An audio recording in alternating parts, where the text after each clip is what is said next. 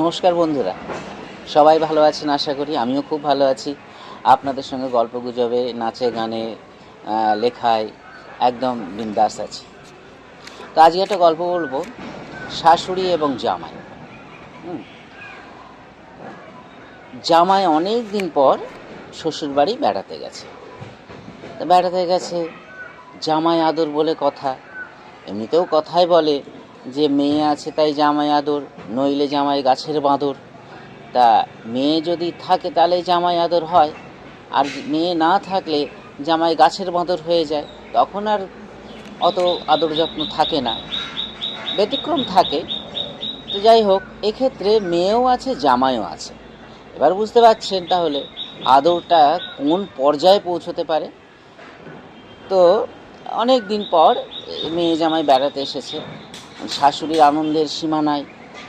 শাশুড়ি কি করবে কি না করবে, মানে কি খেতে দেবে, কোথায় থাকতে দেবে, কোথায় বসতে দেবে, কোথায় শুতে দেবে, আদর আপ্যায়নের ঠেলায় মানে জগৎ অন্ধকার হয়ে যাচ্ছে। এই রকম নিজের খাওয়া দাওয়ার ঠিক নেই শাশুড়ি মায়ের। তো একদিন গেছে, দুদিন গেছে, 3 দিনের দিন। এইবারে পিঠে পুলি খাওয়ার সময় যে সব কিছু তো করে খাওয়ালাম, জামাইকে এবার পিঠে খাওয়াবো আজকে। তো পিঠে খাওয়াবে। এখন পিঠে পুলি পায়েস এগুলো কিন্তু বাসি খেতে ভালো লাগে, তাহলে আজকে রাত্রে করে রাখবো, আর সকালবেলা হলে জামাইকে আমি বাসি পিঠে সাজিয়ে দেব, থালা সাজিয়ে বাটি সাজিয়ে দেব। বেশ 5-7 রকম পিঠে করেছে, বেশ সুন্দর সুন্দর, একেবারে রসে বসে রসালো পিঠে। আর রসালো জিনিস কার না ভালো লাগে, সবাই খেতে ভালোবাসে। যেমন তো এইভাবে পিঠে টিঠে করে মানে 5-7-8 রকম পিঠে করে বেশ জোগাড় জান্তা করে ঠাউস জায়গায় বেশ বাটিতে বাটিতে গামলায় গামলায় সাজিয়ে রেখেছে।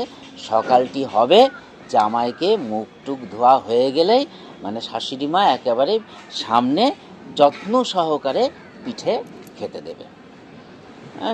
যেমন ভাবা তেমন কাজ সব করে রেখেছে। পরের দিন সকালবেলা এখন বাবাজি মুখ টুক ধুয়ে এসো, জল খাবারে আজকে পিঠে দেবো তোমাকে।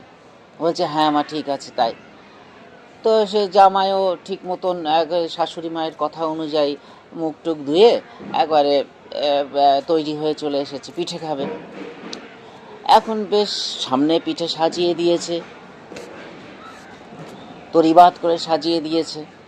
এরবারে কি হয়েছে, একটা দুটো করে খাচ্ছে, এই বাটি থেকে একটা, ওই বাটি থেকে একটা, ওই বাটি থেকে একটা, নানান ধরনের পিঠে খাচ্ছে। শেষমেশ এখন একটা পিঠে তুলতে গিয়ে এই রকম লেজ সমেত উঠে গেছে, পিঠের লেজ। আরে বাপে, আবার কি পিঠে, লেজ, পিঠের লেজ হয়?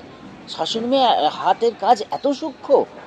এখন বলছে তাই তো, কি পিঠে এটা, কি পিঠে? ঠিক এই রকম সাইজের, হ্যাঁ, পুলি পিঠে, পাত্র থেকে তুলেছে পুলি পিঠে। বাহ, বেশ ভালো রকম করেছে তো শাশুড়ি মা, খেতে না দেখতে এত সুন্দর, খেতে না কত সুন্দর। একেবারে সেই দুধে, ঘন দুধের কাইয়ের মধ্যে বেশ সুন্দর হয়ে আছে, শুধু লেজটা দেখা যাচ্ছে, এরকম তুলে বার করছে, বা ভালো তো। বলে ডাকছে মা, ও মা। তা শাশুড়ি রান্না করতে বলছে কি বাবা? তা বলছে ও মা, এটা কি পিঠে করেছেন, এ কি সুন্দর, আবার লেজ হয়েছে। শাশুড়ি ওখান থেকে ভাবছে ও মা, এই কি কথা, হ্যাঁ, এ কি সর্বনেশের কথা, পিঠের আবার লেজ হয়েছে, কই কি বাবা বলছে বুঝতে পারছি না, আরে এদিকে আসুন। যাচ্ছি বাবা, আসছি বলে শাশুড়ি মা এসে এবার এরকম ভালো করে বলছে এটা কি? বলছে এই তো আপনি পিঠে করেছেন লেজ সমেত, বেশ সুন্দর দেখতে, খেতে না কত সুন্দর হবে। এখন শাশুড়ি মা দেখে টেকে ভালো করে দেখে এবার একটু নেড়ে চেড়ে দেখে বলে কি না, এ তো সেই নেংটি ইঁদুর। বলে বলেন কি? বলে হ্যাঁ, আহা বেচারি কালকেই একটুখানি ঢাকা পেয়েছে মনে হয়, আর লেংটি ইঁদুর ওর মধ্যে ঢুকে পড়েছে, সে মরে পড়ে আছে। বলে তাই তো বলি, কালে কালে কি হলো, পুলি পিঠে ন্যাজ গজালো, সে পুলি পিঠে আর জামাইয়ের খাওয়া হলো না। বলছে বাবা তুমি কিছু মনে করো না বাবা, আমি আবার তোমাকে পুলি পিঠে করে খাওয়াবো। জামাই আর কি বলে, বলে তাই সই, আমি আপনার দৌলতে পুলি পিঠে লেজও দেখতে পেলাম, হ্যাঁ, নেংটি ইঁদুর কাম একবারে তামাম করে দিয়েছে। এই হচ্ছে গল্প, কালে কালে কি হলো, পুলি পিঠে ন্যাজ গজালো।